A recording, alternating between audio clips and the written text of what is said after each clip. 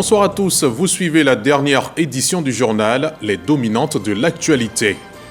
La communauté Aïzi à Abiaté Village dans la commune de Sangon reçoit le Premier ministre Robert Begré-Mambé. Ensemble, ils ont prié pour la paix et la cohésion. C'était lors d'un culte dédié à l'action communautaire. Le chef du gouvernement a engagé le peuple Aïzi à prendre leur part et leur place dans le processus de développement de la Côte d'Ivoire. Les premiers candidats au Hajj sont à seulement quelques heures de la Terre Sainte. 10 000 pèlerins ivoiriens iront accomplir le 5e pilier de l'islam. Le vol inaugural, ce sera ce 17 mai 2025 à l'aéroport Félix Houphouët-Boigny d'Abidjan. Ce sont au total 776 candidats ivoiriens repartis sur 2 vols qui quitteront la capitale économique pour l'Arabie Saoudite. Et puis, la Côte d'Ivoire améliore son score au niveau de l'indice de développement humain.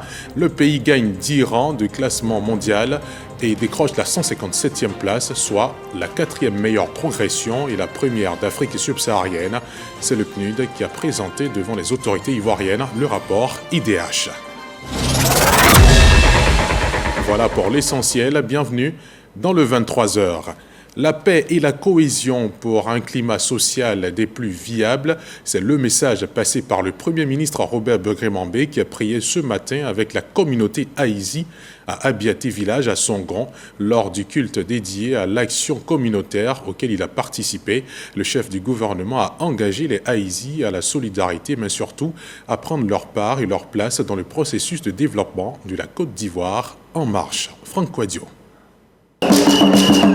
La région des Lagunes et ses différentes peuplades autour du Premier ministre Robert Begré-Mambé, fils de la région, pour parler développement, paix et cohésion. Le moment est important car Robert Begré-Mambé invite ces derniers, notamment le peuple haïtien, à parler à cœur ouvert et à prendre part au développement. C'est un message d'ailleurs entendu par les différentes strates sociales. La jeunesse et les plus anciens réaffirment leur soutien à l'action gouvernementale. Nous ne voulons pas être une jeunesse instrumentalisée. En effet, une jeunesse formée, encadrée, occupée, n'a pas le temps d'écouter les politiciens véreux. Excellence, nous souhaitons que toutes les jeunesses locales de la sous-préfecture d'Atoutou soient dotées d'une cage flottante. Ces cages vont nous permettre d'aborder l'activité de l'aquaculture et des piscicultures. Le peuple haïti saisit cette occasion pour vous prier de bien vouloir traduire à son Excellence, Monsieur le Président de la République, son admiration et ses vifs remerciements, lui qui, par sa lucidité politique, dont il a seul le secret, a fait du développement à tous égards le levier de son action politique. Appui financier ou encore la promotion de la culture, la cause est entendue. Le Premier ministre recommande en revanche l'union et la synergie des forces, la région des Lagunes étant une manne de richesse insoupçonnée. Si nous sommes ensemble et que nous travaillons ensemble avec les cadres, il y a de grands investisseurs qui arrivent pour s'intéresser à cette grande et belle région où le tourisme, on appelle le tourisme balnéaire, est le meilleur qu'on puisse trouver en Côte d'Ivoire. Parce que chez nous, la lagune est paisible, la lagune est propre, le paysage est verdoyant et les gens sont hospitaliers. Ensemble, nous allons travailler. Vous pouvez nous faire confiance. Nous allons attirer des investisseurs vers vous pour que vous voyez la richesse que Dieu a mise entre vos mains. Des échanges précédés d'élan de prière un peu plus tôt dans la matinée à l'église méthodiste Bethel d'Abiaté. Au cœur de l'adoration, une Côte d'Ivoire prospère pour le développement de tous. On poursuit en religion avec les militaires ivoiriens, une soixantaine précisément, qui sont à Lourdes pour le pèlerinage international. La cérémonie officielle et la messe d'ouverture ont rassemblé des délégations de près de 40 pays. Envoyés spéciaux à Lourdes, Godefroy Okambawa et Célestin Frodo. Militaires, pèlerins d'espérance, c'est le thème de ce 65e pèlerinage militaire à Lourdes. Il met en lumière le rôle fondamental des militaires au service de la paix. Pour nous, c'est un moment hyper important entre tous les frères d'armes, que la paix arrive dans le monde et qu'il n'y ait plus de guerre. Et justement, la Côte d'Ivoire, pays de paix et du vivre ensemble, est représentée à cette rencontre spirituelle par un contingent d'une soixantaine de militaires, tous corps confondus. Au-delà des uniformes, la solidarité et la fraternité entre les peuples sont célébrés. Dans cette commune fraternité, d'une vie reçue qui nous dépasse de part en part. Ce cadeau extraordinaire de la vie, remis entre nos mains, et que les forces armées ont mission toute particulière de protéger, très particulièrement tournée vers les plus pauvres et les plus faibles. Nos diversités de culture, nos diversités d'appartenance, nos diversités d'uniformes disent notre commun engagement. L'autre temps fort de cette rencontre est la messe officielle et le défilé des forces en présence. La Côte d'Ivoire s'illustre de la plus belle des manières avec sa fanfare.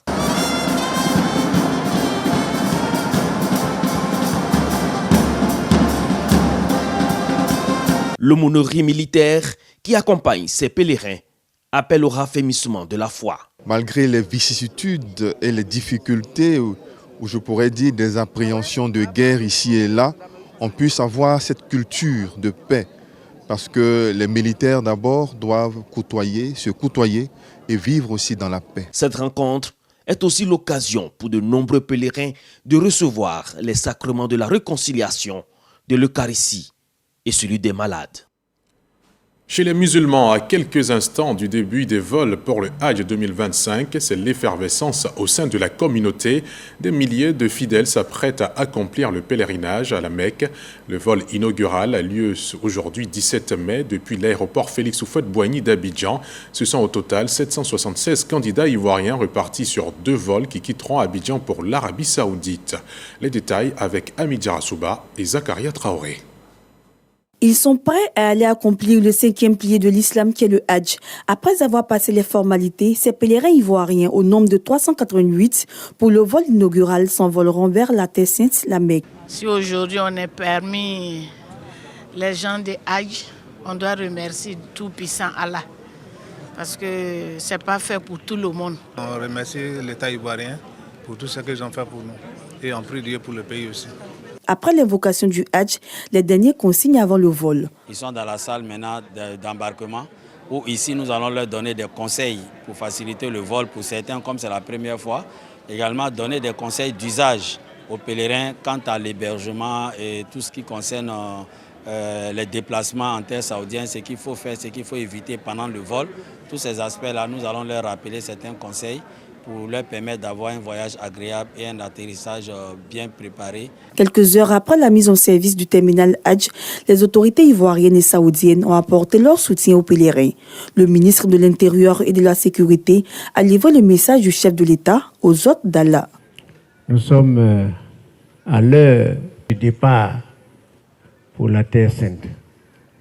À ce moment précis, je me fais le devoir de transmettre le message de son Excellence El Hadji Alassane Ouattara, président de la République, aux pèlerins, qui est un message de soutien, un message de prière, un message de vœu d'un Hajj fructueux, et qu'Allah subhanahu wa ta'ala, Seigneur des mondes, puisse exaucer le Hajj de chacun d'entre nous. Après le vol inaugural qui s'est déroulé un peu plus tôt dans la journée, le second vol aura lieu à 23h avec 388 autres pèlerins.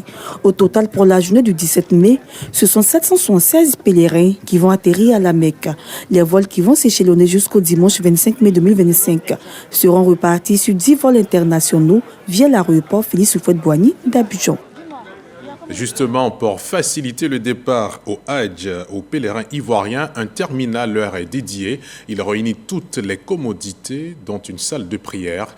Visitons avec Hamid Jarasouba et Zakaria Traoré les locaux inaugurés ce samedi à l'aéroport Félix Houphouët-Boigny. La Côte d'Ivoire continue son ascension vers l'un de ses objectifs, celui de révolutionner l'organisation du Hajj dans la sous-région. Pour relever ce challenge, la Côte d'Ivoire et l'Arabie Saoudite viennent de mettre en service le terminal Hajj. Cette infrastructure entièrement dédiée au Hajj permet désormais de séparer les flux de pèlerins des autres passagers avec un parcours spécifique facilitant les formalités douanières et aéroportuaires. Cet événement constitue une avancée majeure dans le développement de notre infrastructure aéroportuaire et traduit la volonté constante d'Aéria d'améliorer le parcours du passager, notamment pour nos concitoyens en partance pour le pèlerinage à la Mecque.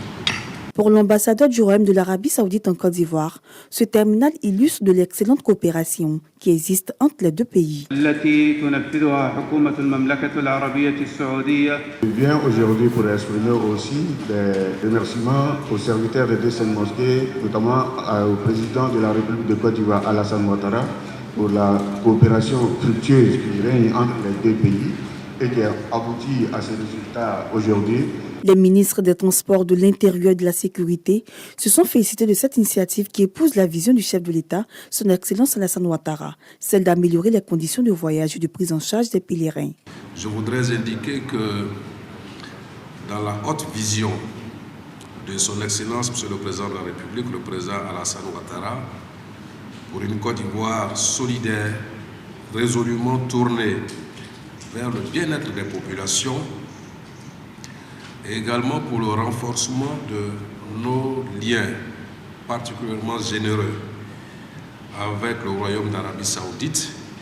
Monsieur le Président de la République nous a instruits à l'effet de créer les conditions pour améliorer le voyage à tous les candidats du Hajj. Je tiens à exprimer ma profonde reconnaissance à son Excellence, Monsieur le Président de la République, El Hadj Alassane Ouattara, dont le leadership éclairé a permis à notre pays de figurer parmi les nations choisies pour bénéficier de ce programme exceptionnel. Les autorités ivoiriennes et saoudiennes ont ensuite visité les locaux. On y trouve une salle de prière, une salle d'ablution, des boxes d'immigration, des toilettes et des chaises. Les pèlerins ivoiriens prieront certainement pour notre pays qui lui continue de se faire une place au niveau mondial. La Côte d'Ivoire réalise des performances intéressantes avec son indice de développement humain. Le pays se classe à la 157e place mondiale, soit la 4e meilleure progression et la première d'Afrique subsaharienne. C'est le PNUD qui a présenté le rapport IDH. C'était en présence des ministres de l'économie, des finances et de la santé. Léon Pro. De la 162e à la 157e place, la Côte d'Ivoire toujours dans la catégorie des pays à indice de développement humain moyen avec une valeur en 2023 de 0,582 contre 0,553 en 2022, soit une progression de 3%. La Côte d'Ivoire affiche la progression le plus fort de l'indice de développement humain en Afrique subsaharienne. Donc la scène numéro 1 en Afrique subsaharienne et 4e au niveau mondial. Alors même que la sous-région progressait de 0,3% en moyenne. Donc c'est une progression 10 fois plus que celle de la moyenne sous-régionale. C'est la gouvernance pertinente sous le leadership du président de la République. À la base de cette performance, l'impact des politiques et programmes du gouvernement sur les leviers de l'indice de développement humain, revenu brut moyen par habitant, espérance de vie à la naissance, espérance de vie scolaire, durée de scolarisation, tout s'est amélioré en 2023. L'espérance de vie à la naissance a progressé pour se situer en 2023 à 61,9 ans. L'espérance moyenne dans le milieu scolaire a également fortement progressé et nous avons cet indicateur qui est un peu stable sur la durée de vie moyenne des plus de 25 ans. Le gouvernement fait des efforts. Ces efforts sont reconnus à travers cet indicateur et je pense que c'est un motif de satisfaction, c'est aussi un motif d'encouragement. Pour l'amélioration continue de l'indice de développement humain, le rapport national 2025 appelle à relever les défis par l'intelligence artificielle. L'engagement du PNUD d'affaires de la Côte d'Ivoire, le hub panafricain de l'intelligence artificielle réaffirmé, de même les initiatives publiques pour améliorer la gouvernance et la performance économique ou les indicateurs socio-éducatifs expliqué par les ministres de l'Éducation nationale, de la Santé et des Finances. Dans le secteur agricole, les jeunes entrepreneurs de Côte d'Ivoire bénéficieront de l'expertise néerlandaise, expérience qui profitera aux 3 lauréats à l'issue du Salon international de l'agriculture et des ressources animales, le Sahara. Le cacao, la noix de cajou et l'horticulture sont les domaines concernés par la convention signée par l'ambassade du Royaume des Pays-Bas. Constant Kokora, Devisoyo. Lancé il y a quelques mois, le prix néerlandais pour l'innovation agricole PENIA entre dans sa phase active avec la signature de plusieurs conventions entre l'ambassade du Royaume des Pays-Bas en Côte d'Ivoire et ses partenaires. Qu'objectif, dynamiser les secteurs stratégiques de l'agriculture ivoirienne, notamment le cacao, l'anacarde et l'horticulture. Je dirais qu'il est innovateur, et dans le sens où on met en lumière des jeunes qui vont nécessairement impacter nos filières. Accompagner le PENIA nous donne l'assurance que beaucoup d'autres jeunes producteurs pourront comprendre que les opportunités ne s'arrêtent pas à cultiver et à vendre des fèves, mais à aller au-delà, à améliorer les revenus et surtout à garantir la durabilité de la cacaoculture. S'inscrivant dans une volonté de renforcer la coopération économique et diplomatique entre le Royaume des Pays-Bas et la Côte d'Ivoire, ce prix vise à stimuler la transformation agricole locale et encourager des solutions innovantes. Donc nous sommes ici comme partenariat gagnant-gagnant. On cherche le partenaire en Côte d'Ivoire qui peut travailler ensemble avec le Néerlandais dans plusieurs domaines, mais l'agriculture, c'est un domaine clé dans notre coopération avec la Côte d'Ivoire. Soutenu par le ministère d'État, ministère de l'Agriculture, du Développement rural et des productions vivrières, le prix néerlandais pour l'innovation agricole va être décerné aux meilleurs jeunes agriculteurs lors de la 7e édition du Salon international de l'agriculture et des ressources animales, Sahara, prévu du 13 mai au 1er juin à Abidjan. On prend le chemin des États-Unis où la conseillère spéciale du Premier ministre en charge des questions du genre achève une mission à Washington. Euphrasie Kwasi-Yao et des membres de la chaire UNESCO aux femmes et pouvoir de décision ont eu une série de rencontres. Elle renforce les partenariats et présente les progrès réalisés par la Côte d'Ivoire. Une rencontre internationale est prévue en juin à Abidjan. C'est ce que nous dit Serge Coléa. La Côte d'Ivoire, championne d'Afrique de l'égalité des chances hommes-femmes, leader de la gouvernance inclusive, se positionne au plan international. Euphrasie Kwasi-Yao, la coordonnatrice du compendium des compétences féminines de Côte d'Ivoire, met en exergue l'expérience ivoirienne aux États-Unis. Les rencontres se sont poursuivies avec le think tank Global Women Institute de l'Université George Washington. Sur l'agenda de la conseillère spéciale du Premier ministre, on note les échanges avec Farah Rodrigue et Nadine Duplessis du réseau des femmes haïtiennes, une organisation regroupant environ 100 000 femmes dans le monde. C'est vraiment encourageant et on a beaucoup à apprendre pour notre pays aussi, parce que nous venons d'Haïti et on pense qu'Haïti n'est pas du tout près de ce chiffre 17,3 comme la Côte d'Ivoire, mais c'est un bon exemple et on va beaucoup apprendre. Euphrasie Kwasi-Yao s'est entretenue avec les associations féminines. Elle a saisi l'occasion pour mobiliser les femmes de la diaspora autour du compendium des compétences féminines de Côte d'Ivoire. Elle encourage les femmes à participer massivement au programme Adwin, plateforme inclusive au service des femmes africaines et afrodescendantes dans le monde. On leur a présenté 2 projets. Le projet du G100 qui regroupe les 100 femmes les plus influentes du monde, où la Côte d'Ivoire a eu la chance parce que je suis la présidente mondiale chargée des premières dames du monde. Je leur ai aussi présenté Adwin et c'est un projet qui va être lancé en Côte d'Ivoire les 5 et 6 juin. Ce projet-là, il va rassembler toutes les femmes africaines du monde, mais surtout les femmes afrodescendantes des États-Unis, de l'Amérique latine, de l'Afrique du Sud. Vraiment, on est 1 milliard de femmes africaines et afrodescendantes dans le monde. Si on se retrouve à l'image du compendium qui a aujourd'hui 14 ans, qui est le meilleur programme africain, je pense que l'Afrique va être soulevée. Le monde aussi va suivre parce que l'Afrique est le berceau. La mission s'est achevée par une importante rencontre au département d'État américain, une autre opportunité pour présenter les avancées en Côte d'Ivoire dans le domaine du genre. Retour en terre d'Eburny où l'Académie des forces armées de Zambakro renforce ses capacités. Un exercice a engagé l'ensemble des stagiaires de l'école militaire.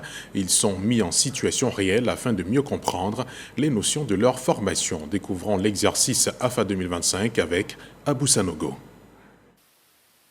Groupement 2 de la garde républicaine. Salle tactique servant de poste de commandement de l'exercice AFA 2025.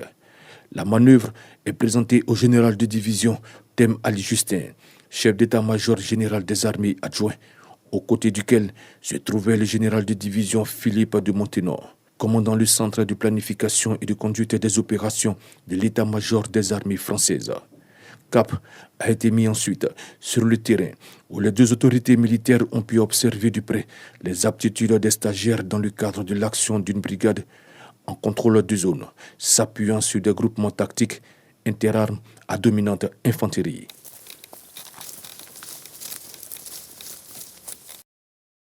C'est un exercice sans synthèse, AFA, initié par l'état-major général des armées, et a pour but de mettre en situation réelle les stagiaires de l'Académie des forces armées et d'apprécier le degré de cohérence et la coordination entre les différents niveaux opérationnels.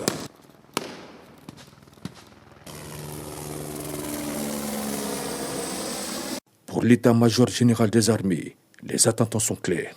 Éprouver une fois de plus les capacités des stagiaires de l'Académie des forces armées à différents niveaux de commandement. C'est un exercice aussi qui fait intervenir les unités de l'armée de terre et de l'armée de l'air. Donc c'est pour contrôler la cohérence de tout ce qu'on a enseigné au cours de l'année. Tout le cycle de formation de l'Académie est concerné par cette formation, depuis l'école d'état-major jusqu'à l'école de formation des officiers, c'est-à-dire la formation initiale. Tout le monde intervient, chacun à son échelon. 1300 personnels mobilisés pour cet exercice qui est à sa 4e édition. Une opportunité pour l'encadrement et les apprenants pour évaluer et conforter les connaissances tactiques enseignées à tous les niveaux de formation. Au chapitre santé, on fait escale au centre de consultation et de traitement odontostomatologie. L'établissement de service public reçoit 6000 patients en moyenne par an avec un tarif social. On est aussi dédié à la pédagogie des étudiants en formation dans cette unité de médecine. On y compte 8 services et spécialités. Notre équipe de reportage a passé une journée dans cet univers d'excellence, le résultat de leur périple avec Didier Nguessan.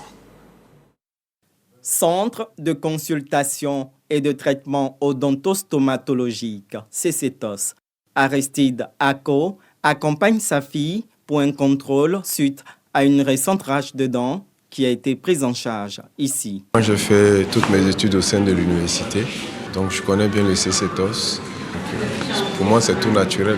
Comme sa fille, une autre jeune patiente, Jordan Keira, espère retrouver le sourire dans ce centre public spécialisé. J'ai une dent qui pousse par le bas et puis on doit l'arracher, on l'a arraché. Mais aujourd'hui, je suis venue mettre mon appareil dentaire.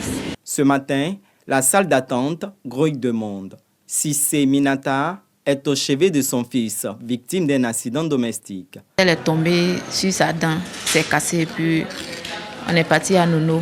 Et le dentiste m'a recommandé de venir ici. Le CCTOS dispose de 8 spécialités, au nombre desquelles l'odontologie pédiatrique. Les caries dentaires chez l'enfant ont une évolution particulière. Et puis, on a également des pathologies des muqueuses, des atteintes des muqueuses qui vont être également différentes dans leur évolution parce que quelquefois, l'enfant ne se plaint pas tout de suite. Et donc, quand les parents arrivent, on a des stades plus avancés. Quand il s'agit de corriger les malformations bucco-dentaires, l'orthopédie dentofaciale est compétente. Cette discipline, pour faire ses soins, s'appuie beaucoup sur des appareillages. Comme par exemple ici, nous avons ce jeune homme qui a une avancée dentaire avec des espaces un peu trop importants entre les dents. Il va par exemple bénéficier de cet appareil qui est amovible, que nous allons essayer tout à l'heure, justement pour corriger des espaces trop importants entre les dents. Le CCTOS a bénéficié récemment de nouveaux équipements médicaux modernes, relevant ainsi l'ensemble de son plateau technique, notamment celui de la chirurgie dentaire. L'image est donnée instantanément, donc après la pause, on réalise l'image radio. pour voir si on a respecté tous les éléments et puis que si la pause est convenable. L'opération est retransmise sur cet écran extérieur dans une démarche pédagogique. À défaut de se faire opérer ou corriger les maxillaires, la pose de dents artificielles s'impose comme le recours ultime pour les patients. Dans ce laboratoire, les prothésistes dentaires peaufinent les dernières commandes après l'avis favorable du dentiste. Le rôle de cette maquette d'occlusion est réalisé d'une plaque base et du CIS qui va permettre d'aller prendre la hauteur de la bouche des patients qu'on appelle la DVO, la dimension verticale d'occlusion. Et cette maquette sera transférée sur un articulateur qui est le représentant du patient au laboratoire. Le rôle des dents, ce n'est pas seulement l'esthétique, il y a aussi la fonction. Même au niveau de l'allocution, pour s'exprimer, il va falloir qu'il tienne une prothèse. Directeur coordonnateur du CCTOS, professeur Avoaka Marie-Chantal, veille à la qualité des prestations dans ce centre public de référence. Le CCTOS est un centre public, donc ce sont les tarifs sociaux, les tarifs publics qui sont appliqués. Nous prenons aussi la CMU avec les patients qui sont assurés CMU, donc ça permet de prendre en charge vraiment des patients, même pour ceux qui n'ont pas les moyens. Des consultations et urgences à la chirurgie dentaire, en passant par l'imagerie 3D et la parodontie, le centre de consultation et de traitement odontostomatologique de l'Université Félix Houphouët-Boigny et du CHU de Cocody se positionne comme un modèle né du savoir-faire de l'enseignement supérieur et de l'excellence du système sanitaire de Côte d'Ivoire. On quitte la commune de Cocody pour celle de Treichville, où le quartier Biafra sera bientôt un modèle d'urbanisme moderne, durable et inclusif. Le ministre de la Construction, Bruno Nabagné-Koné, signe un protocole d'accord en faveur de sa rénovation. Ce chantier de plus de 40 hectares va coûter 2000 milliards de francs CFA. On en sait davantage avec Lanciné Bakayoko. Voici ce que deviendra le quartier Yobou-Lambert, ex-Biafra, dans la commune historique de Treichville. 4 hôtels, des espaces commerciaux, des restaurants, 5 km de promenade, 7 places publiques, 3 parcs et bien d'autres commodités. Baptisé la Perle de Burny, ce projet de rénovation urbaine vise à moderniser le cœur de Treichville sans exclure ses habitants. Un de mes premiers projets a été de dire qu'il faut un quartier résidentiel à Treichville. Quel est le site qui s'y prêtait le mieux? Et c'est de là qu'est partie l'idée de la rénovation du quartier Yobou-Lambert. Le projet accorde une place essentielle aux acteurs locaux, chefferies traditionnelles, associations de quartier, jeunes, femmes, propriétaires fonciers, en somme, toutes celles et ceux qui incarnent la vie quotidienne de ce quartier. C'est un projet qui nous tient à cœur, nous propriétaires du quartier Yobou-Lambert, et nous sommes impatients pour que ce projet se réalise. Cette initiative s'inscrit dans la vision des autorités de doter les communes d'infrastructures modernes, inclusives et durables, d'améliorer le cadre de vie des populations à travers des projets urbains structurants et socialement responsables. C'est un levier stratégique pour restructurer le cœur de la ville d'Abidjan, améliorer le cadre de vie de nos populations et surtout démontrer que l'aménagement urbain peut se conjuguer avec cohésion sociale sur les noyaux anciens sans écarter, sans déposséder, sans violence, sans pleurs et même sans colère. Il s'agit pour le gouvernement de parvenir à un habitat plus moderne et en cohérence avec l'évolution du temps et des exigences d'urbanisme. Bruno Nabagné-Koné a également mis l'accent sur l'urgence d'adapter les villes ivoiriennes à une croissance urbaine sans précédent. En 2030, 60% de la population vivra en milieu urbain. On parle à présent éducation. Ce samedi 17 mai, l'administration du lycée moderne de Cocody-Angré a célébré l'excellence. Au cours de cette manifestation au sein de l'établissement, la 17e promotion terminale de l'école s'est vue également baptisée. Les responsables de l'établissement ont demandé aux élèves d'adopter le travail et la rigueur. C'est ce que nous rapporte Ahmed Traoré. La célébration de l'excellence et du mérite et le baptême de la 17e promotion terminale sont les deux sujets au cœur de cette fête des réjouissances au lycée moderne de Cocody-Angré. Une initiative qui vise à susciter une saine émulation entre élèves. Également à cultiver les valeurs morales que sont le travail, la rigueur et l'excellence. Les bois ivoiriens est le thème retenu pour cette célébration, un thème justifié par le comité d'organisation. À travers les noms évocateurs de bois précieux de notre Côte d'Ivoire, nous honorerons les différentes facettes de cette excellence. Le prix Acajou, symbole d'élégance et de distinction, la solidité des connaissances avec le prix Iroko, les majors de cycle ayant gravi les étapes avec force et détermination se verront honorés du prix Abachi, léger mais résistant, image de leur ascension. Le prestigieux prix Eben, symbole de rareté et de valeur incomparable. Profitant de cette occasion, la première responsable de l'établissement indique aux élèves la voie à suivre. Je reste confiante que la jeunesse ivoirienne a du potentiel, de l'intelligence et de la créativité. Il nous revient, en tant qu'adultes et leaders, de vous accompagner, de vous donner les moyens d'aller encore plus loin. La 17e promotion terminale du lycée moderne de Cocody-Angré porte le nom d'Amandine Koula, elle-même enseignante et modèle pour les élèves. Le lycée moderne de Cocody-Angré compte plus de 4000 élèves pour 32 classes. On termine avec le ministère de la Culture et la Fondation Société Générale de Côte d'Ivoire qui ont inauguré à Grand-Bassam la Maison de l'Art. C'est un lieu dédié à la promotion de l'art contemporain africain et à la valorisation du patrimoine artistique et culturel ivoirien. Ce musée d'art contemporain est l'ancien bâtiment des postes et douanes de l'ère coloniale. C'était ce jeudi 15 mai avec pour témoin F. Boué. Situé au quartier France de la ville historique de Grand-Bassam, le tout nouveau musée d'art contemporain est inauguré. Baptisé Maison d'art Société Générale Côte d'Ivoire, l'ex-hôtel des postes et douanes a été rénové par le ministère de la Culture et de la Francophonie et la Fondation Société Générale Côte d'Ivoire. Ce projet exceptionnel, initié en 2019, est le fruit d'un partenariat public-privé réussi. Au travers de sa fondation, la Société Générale Côte d'Ivoire est fier de s'associer à la vision de l'État de Côte d'Ivoire et son ministère de la Culture et de la Francophonie. Une vision qui s'inscrit dans la dynamique ambitieuse du président de la République pour la protection et la promotion du patrimoine culturel ivoirien. Soutenir l'art contemporain est un choix judicieux. Et en accompagnant nos talents, nos jeunes, les jeunes en devenir, ainsi que ceux qui sont confirmés, apporter effectivement un appui qualitatif à cet ensemble. Apporter une plus-value à l'œuvre artistique, les bénéficiaires de cet espace culturel n'en demandent pas moins. L'existence d'un musée et le fait pour des artistes justement d'intégrer la collection d'un musée est nécessairement un pas important dans la construction de la carrière. Ça va apporter déjà un certain crédit au paysage culturel et artistique en Côte d'Ivoire. Et pour les artistes qui y sont, bien sûr que c'est un coup de pouce à la carrière parce que ça en rajoute à la notoriété. La Maison de l'Art comprend 2 salles d'exposition permanentes, une salle d'exposition temporaire, une résidence d'artistes avec atelier, des salles de réunion, un espace café-restaurant.